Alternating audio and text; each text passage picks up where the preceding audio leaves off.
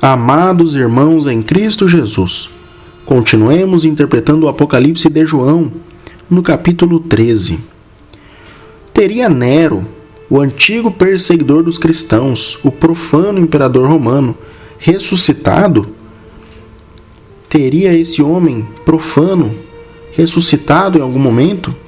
É isso que responderemos nesse vídeo, então acompanhe-nos até o final. E antes de começarmos o estudo, eu peço que você se inscreva aqui no canal e ative o sininho para acompanhar os próximos vídeos. Então, vamos começar o estudo com a leitura do texto sagrado. Estamos no versículo 3, então Apocalipse 13, 3. Acompanhe aí na sua Bíblia. E vi uma das suas cabeças como ferida de morte, e a sua chaga mortal foi curada. E toda a terra se maravilhou após a besta. Então aqui vemos mais um versículo impressionante deste capítulo. Vemos que aquela besta de 7 cabeças, ela teve uma de suas cabeças ferida de morte.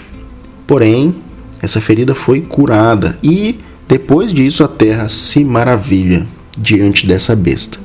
Vamos entender do que isso se trata através dos textos dos antigos cristãos, aqueles cristãos que viveram num período mais próximo dos tempos de nosso Senhor Jesus. Então, antes de lermos o comentário de Vitorino de Petal, vamos buscar associações de textos sagrados que o próprio Vitorino indica. Então, associando Apocalipse 13:3 com Ezequiel 31:4. As águas fizeram-no crescer, o abismo fê-lo altear-se, dirigindo suas águas para onde ele estava plantado e enviando seus regatos a todas as árvores da região. Então aqui nós vemos que algo cresce das águas do abismo, né? Das águas do abismo. E contamina, né? Ou seja, esse fruto profano ele contamina, envia seus regatos às árvores da região, né? Aos frutos, ele contamina os frutos ao redor, né? É isso que então o profeta Ezequiel vê.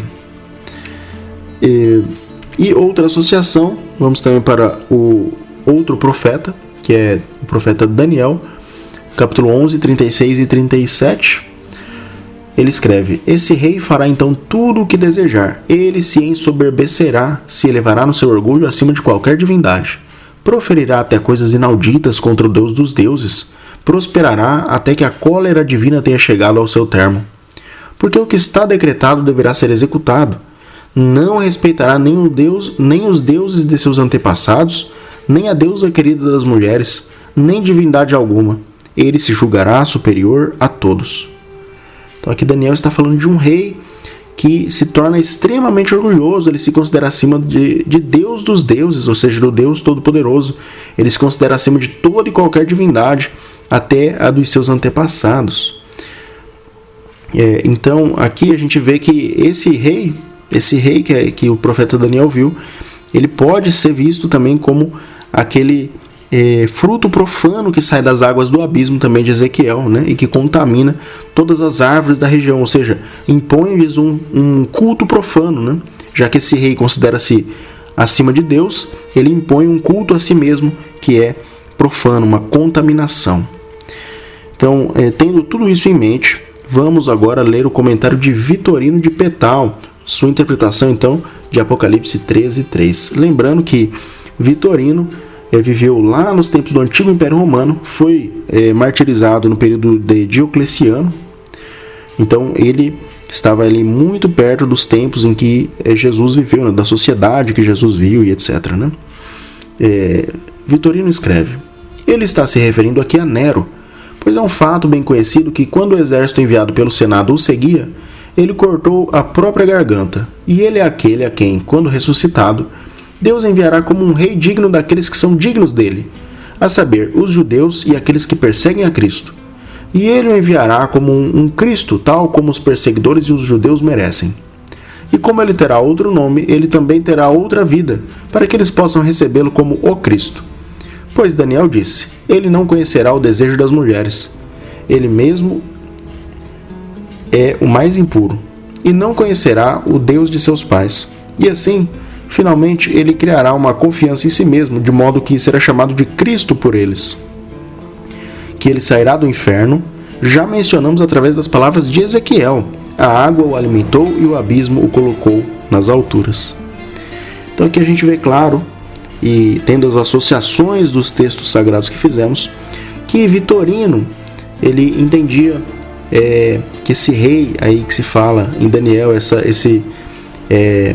essa contaminação que sai do abismo, ou seja, que sai do inferno, né, para Vitorino, que sai do Hades, essa contaminação, ela seria Nero ressuscitado, como que ressuscitado, e que seria colocado como um Cristo para os judeus e para os incrédulos, né, aqueles que não creem na igreja. Então esses o adorariam como se ele fosse Cristo, ele seria chamado de Cristo, ou seja, ele se colocaria acima de do Deus Todo-Poderoso, né? Então essa era a visão de Vitorino, que Nero ressuscita, né? Nero ressuscita como que substituindo Cristo, ou seja, ele sai do abismo, ele sai do Hades e, como nos tempos do antigo Império Romano, é adorado como se fosse Deus dos deuses. Essa era a visão então de Vitorino, uma visão muito interessante. Vamos continuar com as interpretações agora com Ticônio, o Donatista, né? Ele que viveu ali por volta do século IV, contemporâneo de Agostinho de Hipona, e ele tinha uma visão interessante sobre a igreja. Ele acreditava que a igreja era muito ampla, muito maior do que qualquer denominação, né? Mas que a igreja para Ticônio estava no coração dos pios. E acerca de Apocalipse 13:3, Ticônio escreve: uma de suas cabeças se refere ao anticristo, porque são 7 cabeças não por número, mas como sinal da universalidade daquele reino terrestre que é hostil ao Cordeiro. É evidente que o dragão, isto é, o diabo, dará sua autoridade e seu trono ao anticristo. Assim como no bom sentido, a alma de uma pessoa justa é o trono da sabedoria. No mau sentido, disse que o inimigo dá seu trono àqueles a quem ele possui, especialmente e a quem usa para seduzir os outros. Além disso, com a permissão de Deus, ele frequentemente faz coisas surpreendentes por meio deles. E ele prossegue com tanta imprudência que, imitando a verdadeira cabeça, e para iludir as almas dos filhos de Deus, ele afirma que uma das 7 cabeças ressuscitou, como se tivesse morrido antes, e que ele deveria ser aceito no lugar de Cristo, que realmente realizou essa ação. Então aqui Ticônio também ele começa aqui destacando uma coisa muito interessante, né? A visão dele é generalista, então interpretar as profecias de forma geral é muito útil, é muito eficiente. Então ele interpreta as 7 cabeças da besta como sendo toda a universalidade do reino terrestre, ou seja, todos os reinos profanos, todos os reinos da terra que são hostis ao Cordeiro, né? Todo o governo terrestre, todo o governo humano, em maior ou menor nível, ele é hostil ao Cordeiro, é inevitável, né? E ele fala aqui então que o dragão dá a sua autoridade ao anticristo, que é uma das 7 cabeças, ou seja, é essa cabeça ferida. E por que ela é ferida e depois volta? Porque na visão de Ticônio, essa cabeça ela quer imitar a Cristo, que foi o único que efetivamente desfaleceu e ressuscitou dos mortos. E através dele, todos nós podemos também passar por esse processo, né? Mas apenas através dele. Então aqui ele vai entender que o dragão, ele tenta seduzir os filhos de Deus, colocando essa cabeça ressuscitada como se fosse o próprio Cristo, tentando então perverter o culto dos filhos de Deus, né? É uma visão então bastante interessante também, né? Uma interpretação muito rica, muito profunda. Vamos continuar com André de Cesaré, aqui num comentário muito breve, né? Ele escreve: a frase poderia indicar que o Império Romano, tendo sofrido uma espécie de ferida pela divisão, parece ser curado por um governo unificado, como ocorreu na época de Augusto César. Então olha que interessante, né? Nos tempos de Augusto César, antes, né, de Augusto César ali tornar-se o imperador romano, Roma estava dividida ela era a República Romana, né? Ela estava dividida entre ditadores e havia um certo caos político, mas Augusto César consegue chegar ao trono supremo, né, de Roma, claro, com o Senado também, mas ele se estabelece como o imperador de Roma, unificando-a e expandindo-a, né? Então aqui ele fala que assim como nesses tempos, né, em que Augusto César unifica Roma, também Roma, que foi ferida pela divisão. Que divisão? Aquela imposta pelas invasões bárbaras, né? As invasões bárbaras trucidaram o Império Romano, como se conhecia, né, e ele praticamente desapareceu, né? O que deu forma para os reis bárbaros ali que dominaram durante os séculos subsequentes, e formou-se então a Europa, e num período até posterior àquele que André de Cesareia viveu, né?